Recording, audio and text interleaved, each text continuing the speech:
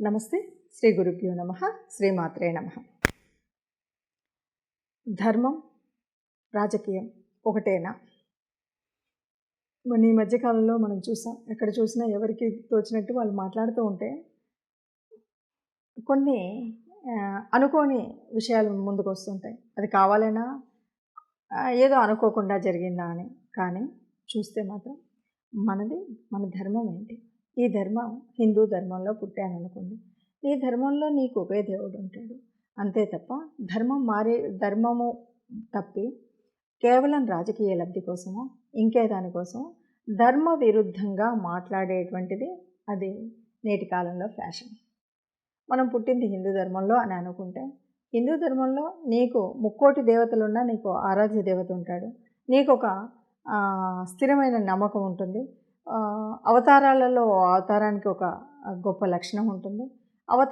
పరిపూర్ణ అవతారంగా చెప్పుకునేటువంటి రామావతారం, కృష్ణావతారం గురించి మనకు అనేక రకాలుగా రామాయణ భాగవతాలను వింటూ ఉంటూ ఇదే జీవన లక్ష్యంగా ఉంటూ మనం జీవితంలో ఏ పని చేసినా ఎలా ఉన్నా వీటిని మాత్రం ఈ సోపానాల మీద, మనకి ఈ భారత రామాయణాలు అనేటువంటి సోపానాల మీద మనం పైకెక్కుతూ ఉంటాం, ఎదుగుతూ ఉంటాం.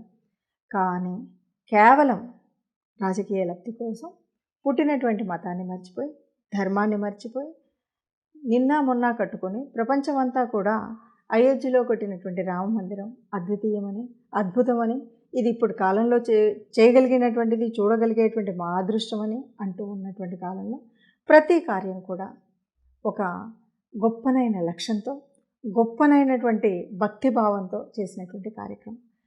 అక్కడ ప్రాణ ప్రతిష్టకు ముందు నుండే అక్షతల్ని ఒక పవిత్ర కార్యంగా తొలి పూజ అందుకొని ప్రతి రాష్ట్రానికి చేరి, రాష్ట్రం నుండి జిల్లాలోకి ప్రతి ఇంటి వరకు చేరే వరకు అద్భుతమైనటువంటి కార్యక్రమాన్ని చేసుకున్నటువంటిది అందరికీ తెలుసు. కానీ రాజకీయవాదులు రాజకీయం కోసం అసలు ఇవి పూజనే అందుకోలేదు. ఎవడింట్లో వాడు ఎక్కడ పడితే అక్కడ రేషన్ బియ్యం తెచ్చి పసుపు కుంకుమ కలిపి అక్షతలను పంచారు అని రాజకీయం కోసం దేవుణ్ణి వాడుకునేటువంటి పరిస్థితి ఏదైతే ఉందో అది శోచనీయంగా కనిపిస్తుంది. ధర్మం ధర్మమే. నీ యొక్క రాజకీయం ఏదైనా ఉండని, దేవుడు దేవుడే. ఇలా కాదు అంటూ మనం ఇష్టం వచ్చినట్టుంటే, ఇంతకుముందు కాలంలో కూడా ఎందరో ఉన్నారు. అందరూ కూడా దేవుణ్ణి తులనాడితే జరిగింది ఏంటి అన్నది మనకు తెలిసినటువంటి పరిస్థితి. మొన్నటికి మొన్న రాముడు అనేటువంటి వాడు ఉన్నాడా? అసలు పూజ ఎందుకు చేయాలి? రామనామం ఎందుకు జపించాలి?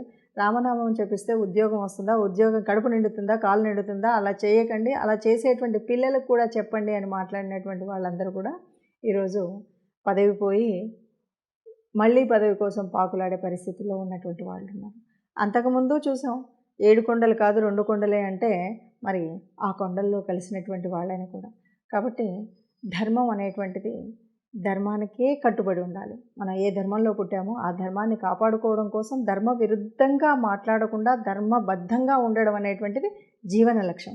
ఒక మనిషిగా పుట్టినటువంటి వాళ్ళు మనం ఏ ధర్మంలో ఉన్నామో ఆ ధర్మాన్ని కాపాడుకోవడం కోసం ప్రయత్నం చేయడం అనేటువంటిది సూత్రం. కానీ పదవులు కాపాడుకోవడం కోసం ధర్మాన్ని ఇష్టం వచ్చినట్టుగా మాట్లాడడం అనేటువంటిది తగినటువంటి పని కాదు. నమస్తే.